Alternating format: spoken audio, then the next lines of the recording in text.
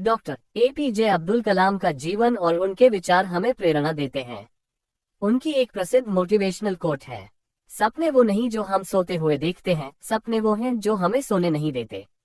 इस कहानी में हम जानेंगे कि कैसे डॉक्टर कलाम ने अपने सपनों को साकार किया और हमें भी अपने सपनों को पूरा करने के लिए प्रेरित किया।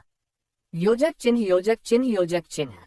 तारांकन, सपनों की उड़ान। डॉक्टर एपीजे अब्दुल कलाम की कहानी। तारांकन।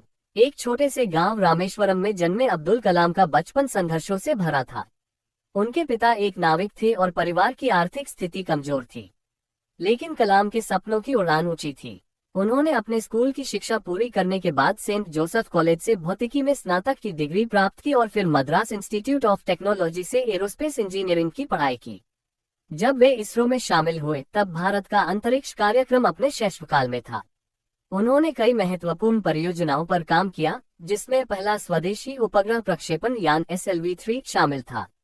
उनके नेतृत्व में भारत ने पहला उपग्रह रोहिणी को अंतरिक्ष में सफलतापूर्वक स्थापित किया।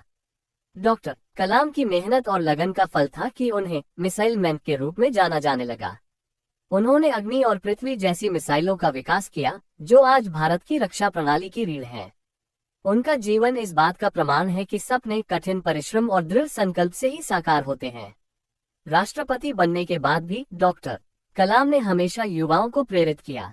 वे मानते थे कि अगर युवा अपनी पूरी क्षमता से काम करे तो देश का भविष्य उज्जवल है। वे हमेशा कहते थे, आपका सबसे बड़ा शिक्षक आपका असफलता है।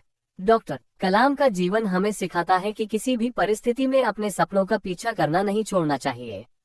उनकी कहानी एक सच्ची प्रेरणा है और उनकी कोट हमें ये याद दिलाती है कि सपनों को हकीकत में बदलने के लिए हमें मेहनत और समर्पण से काम करना होगा।